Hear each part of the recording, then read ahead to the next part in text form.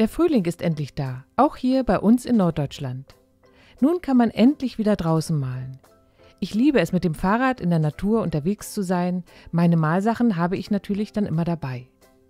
Die Skizze für das frühlingshafte Landschaftsmotiv heute ist auf einem Plein-Air-Malausflug entstanden. Ich hoffe, ihr habt Spaß beim Zuschauen und Freude beim Nachmalen dieses kleinen Motivs.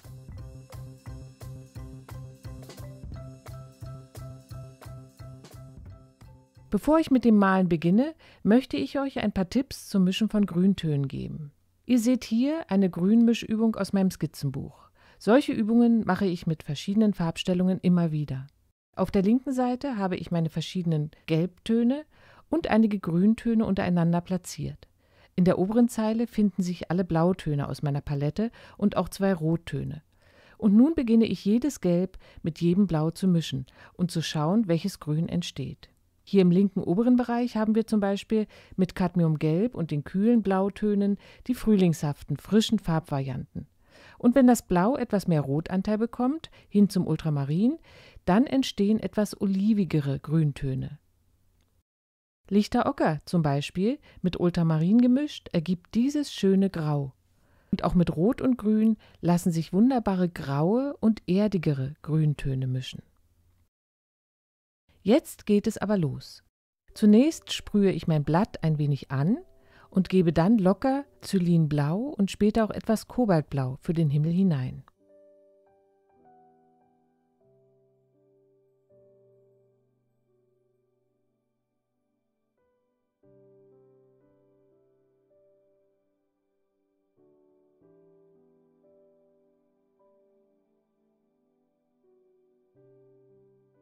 Für das frische, frühlingshafte Grün nutze ich jetzt ein Zitronengelb, das ich normalerweise gar nicht in meiner Palette habe. Es ist ein sehr kühler Gelbton, der zusammen mit dem Xylinblau ein ganz tolles, frisches Grün ergibt. Diese Farbe findet ihr wie alle anderen Materialien wieder unter dem Video verlinkt.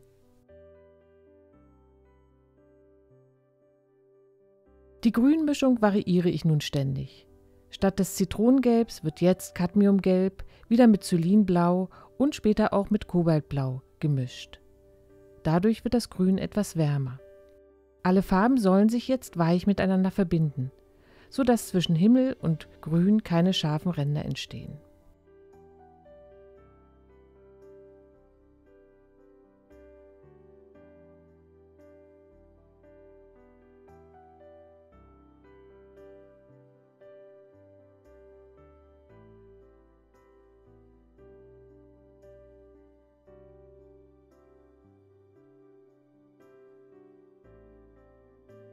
Nach unten hin nehme ich in meine Grünmischung statt Xylinblau etwas Kobaltblau hinein. Das Grün wird wärmer und intensiver.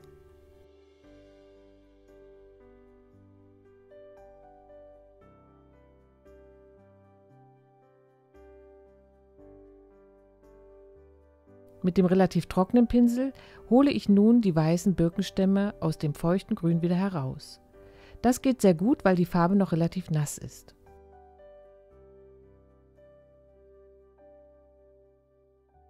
Mit lichter Ocker und ein wenig Winsor Violet male ich den Weg, wieder mit einer weichen Verbindung zur grünen Wiese.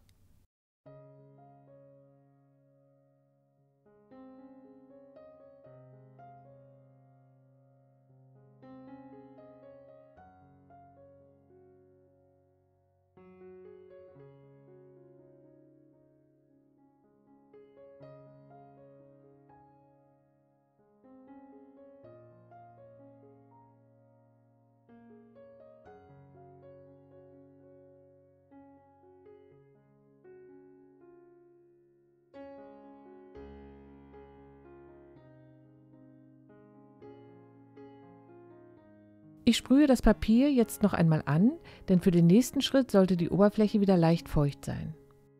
Mit Kobaltblau und ein wenig Paynesgrau oder Neutraltinte setze ich in das halbnasse Papier eine entfernte bläuliche Buschreihe hinein. Der blaue Farbton suggeriert dabei Entfernung und um diesen Eindruck noch etwas zu verstärken, löse ich einige harte Ränder im oberen Bereich an. An der Basis der Büsche arbeite ich wieder etwas dunkleres Grün ein. Hier wieder gemischt mit Cadmiumgelb und Kobaltblau.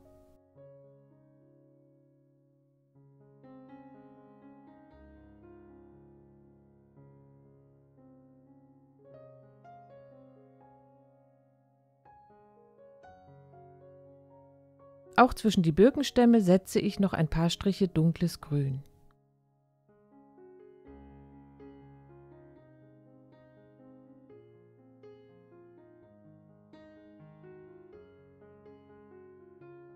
Um die Mischung noch etwas dunkler zu bekommen, gebe ich etwas Neutraltinte oder Payne's Grau und auch ein wenig Winsor Violet hinein. Denkt daran, wenn in nasse Farbe Pigment eingearbeitet werden soll, muss der Pinsel relativ trocken sein.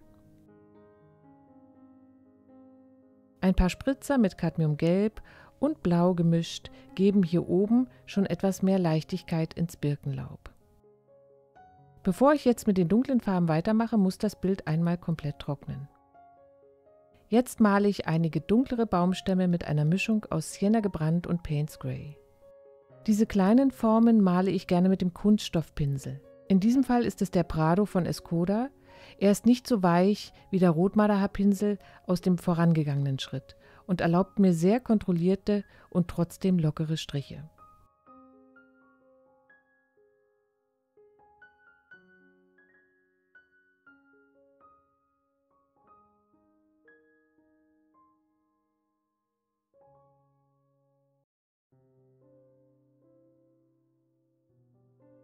Hier rechts im Vordergrund ragt ein schmaler Baumstamm auf beiden Seiten aus dem Format heraus. Dies erzeugt eine schöne Illusion von Tiefe im Bild. Die Farbmischungen im Stamm versuche ich zu variieren, mal mehr Braun und mal mehr Blau in der Mischung, so dass ein Baumstamm nie ausgemalt aussieht. Ein Tropfen Wasser in der Fläche hilft den Pigmenten, sich gut miteinander zu verbinden.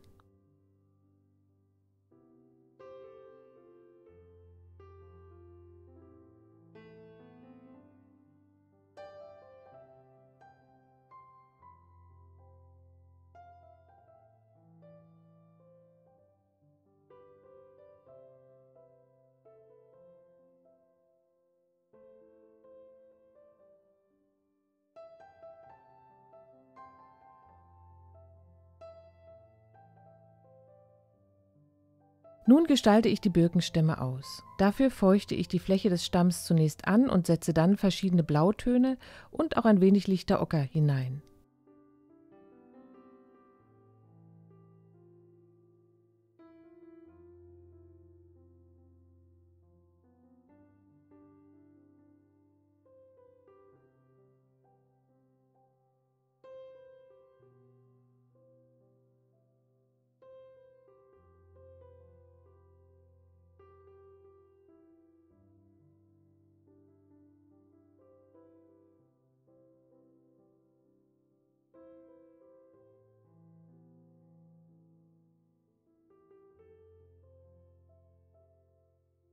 Mit Payne's Grau und Sienna gebrannt setze ich waagerecht die typischen Strukturen auf die Birkenrinde.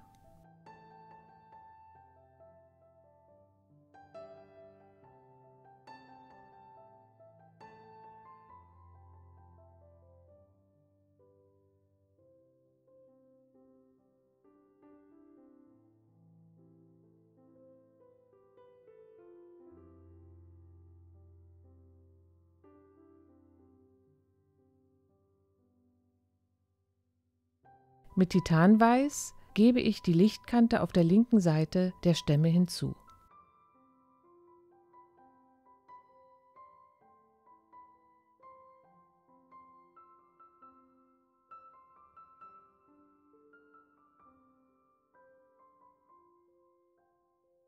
Für die Laubstruktur benutze ich jetzt einen chinesischen Kalligraphiepinsel und wieder meine Grünmischung aus Cadmiumgelb und Xylinblau bzw. Kobaltblau.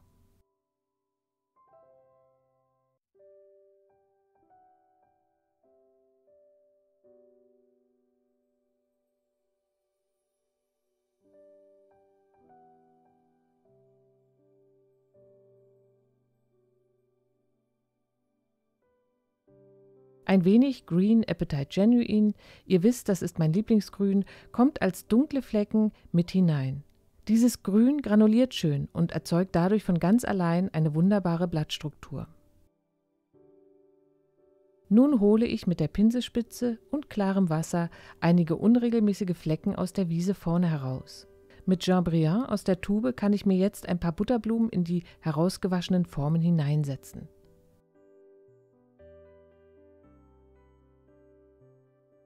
Hier und da noch ein kleiner Glanz auf einigen Ästen mit Titanweiß und mein frühlingshaftes, sonniges Motiv ist für heute schon fertig. Wenn dir dieser Film gefallen hat, freue ich mich wie immer über einen Like oder einen Kommentar unter dem Video. Ihr könnt natürlich meinen Kanal auch gerne abonnieren, das ist völlig kostenfrei, und wenn ihr auf die Glocke rechts unter dem Film drückt, werdet ihr immer informiert, sobald ein neues Video herauskommt. Nun wünsche ich euch viel Spaß, vor allem beim Draußenmalen, und sage Tschüss, bis zum nächsten Mal.